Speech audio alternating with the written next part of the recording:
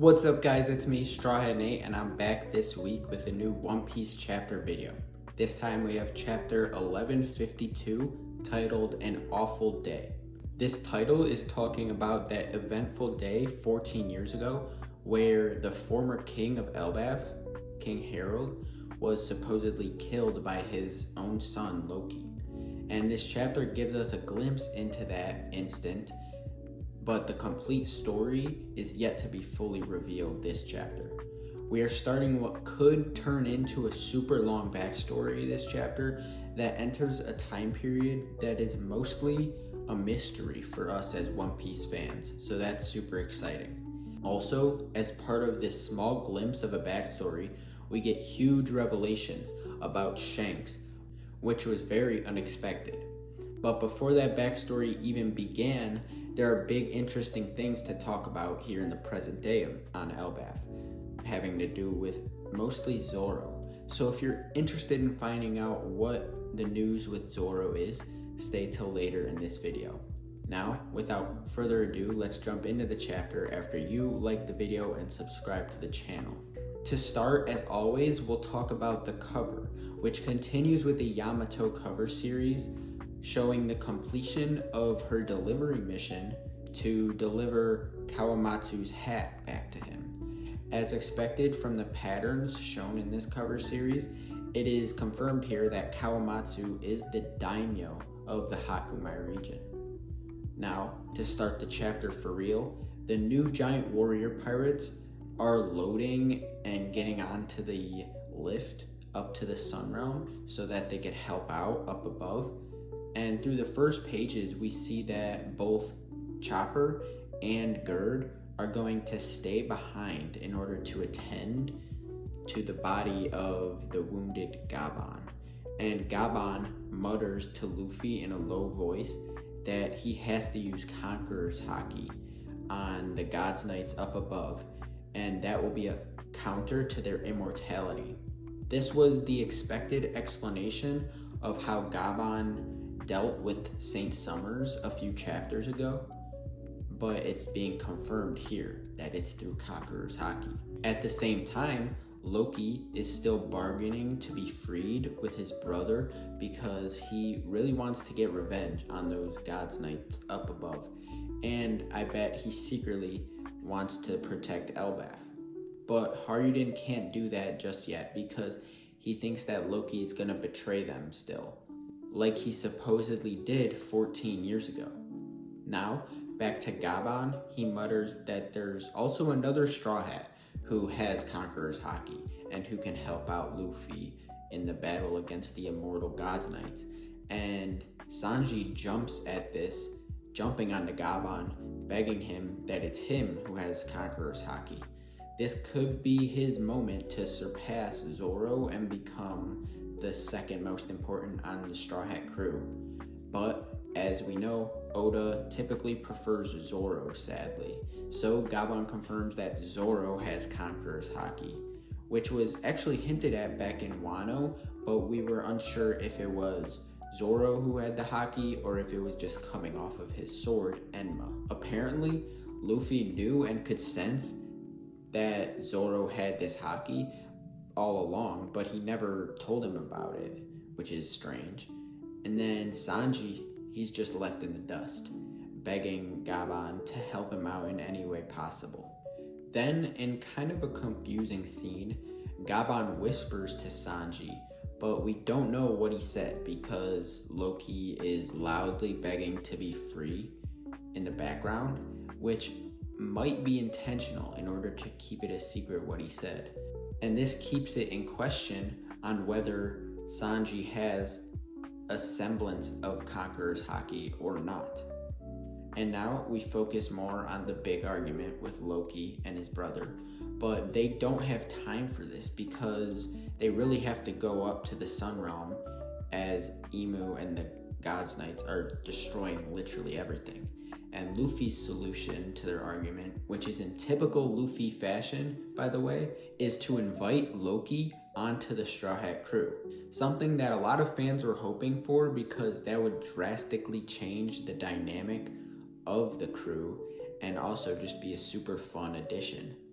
Luffy's reasoning here for asking this is that Haruden would be forced to let go of Loki if he's part of the Straw Hat crew, and that's because Haruden is part of Luffy's Grand Fleet and has to listen to him.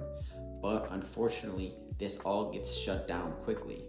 Loki yells at Luffy that he will never become the underling of anyone, so I guess Loki is not gonna join the Straw Hat crew.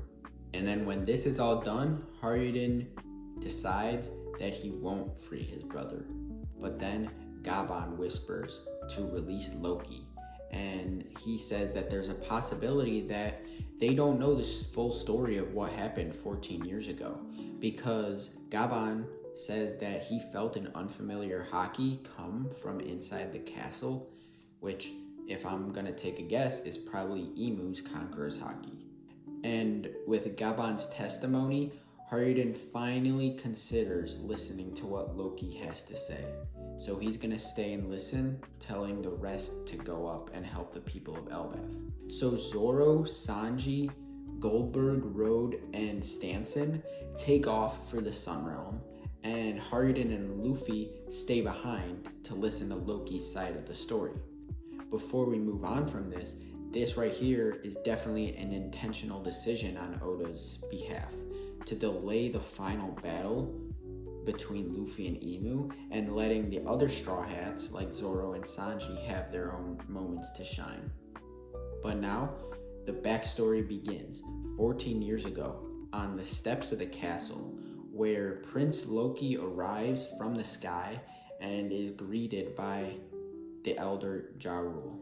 And these two extra large giants, towering over all the other giants, talk about their summoning from the king. And Loki expresses his shame and disappointment in his father for basically becoming a dog for the world government. That's his opinion of what his father is doing. Loki is more on the side of pirates like Rox D. Zebek, starkly opposing the government's laws, but Ja Rule is considerate of the government's relations with Elbaf because he sees that kids are able to learn in the school now instead of fighting in wars, and peace is a good thing in Ja Rule's eyes. Loki laughs at the idea of peace because that's just who he is. And then Loki, in an act of aggression, kicks down the door to the king's chamber because the doorman was just taking too long. And when he kicks down the door, we see chaos inside. King Harold, in a silhouette form, possibly to hide the fact that he's maybe possessed by Imu, is being stabbed from all angles by his guards. Then we cut away because we obviously can't get any answers just yet. And we cut to a younger version of Shanks and Gaban taking a bath in the hot springs of Elbaf.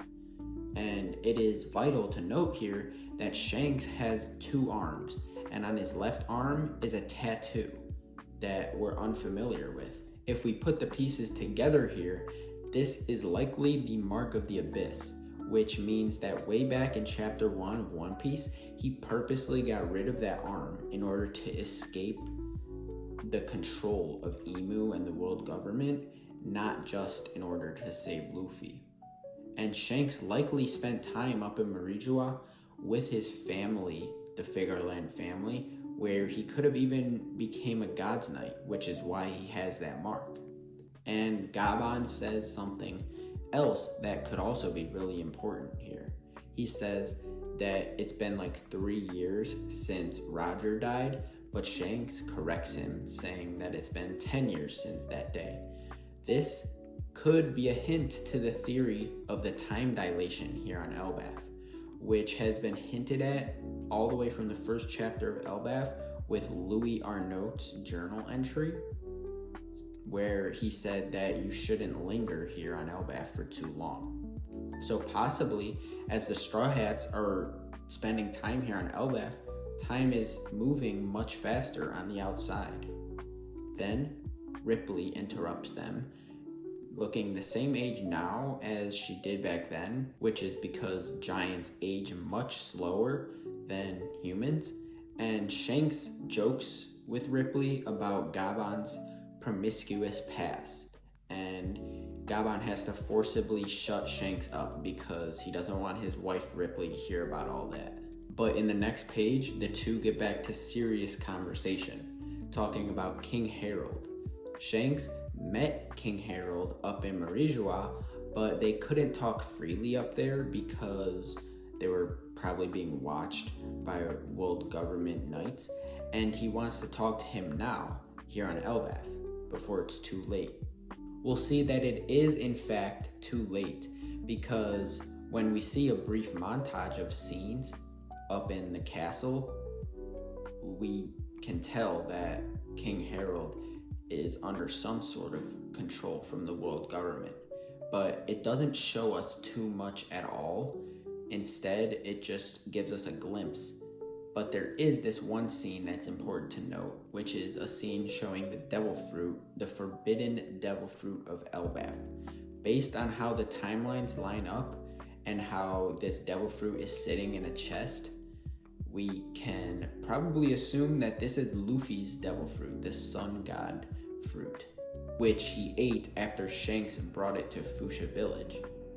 At this point, though, we completely change gears, switching from 14 years ago all the way to 109 years ago, because I guess we have to see King Harold's entire life story, and this here is the era of the Great Giant Warrior Pirates. So we see that these pirates land at a coast of an innocent island, and Harold jokes about the beauty of this island's princess, which causes his giant crewmate to go peek into the castle. And when he does this, Harold kicks the crewmate in the back, destroying the entire castle in an instant, probably killing plenty of civilians, and he did this all for jokes. This shows the scary power of the giant warrior pirates compared to all the regular kingdoms of the world, and why these kingdoms feared them so much. And we see here a young Harold at the age of 45, which translates to only 15 in human years, so he's still really immature, even though it's confirmed by his text bubble that he's king of Elbaf already. He looks a lot like his son Loki, with the sharp teeth and the long horns, but he also has the face similar to that of Rock's. And he is just as chaotic as the both of them because he laughs maniacally as he destroys this poor kingdom. That's where this chapter ends, though. I feel like it's been a super long video because of how much this chapter was packed with things to talk about, more than any chapter for a while.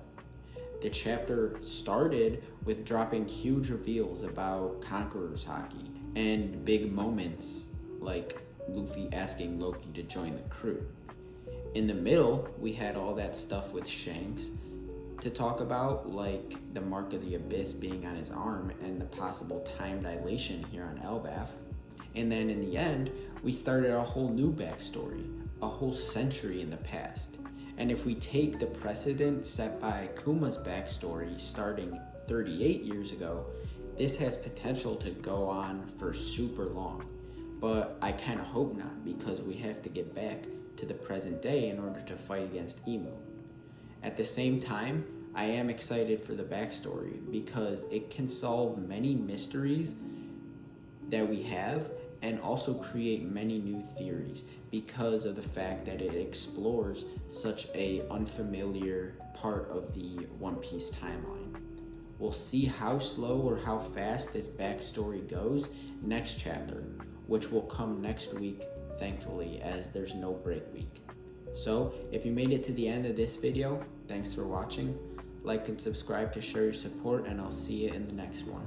Bye.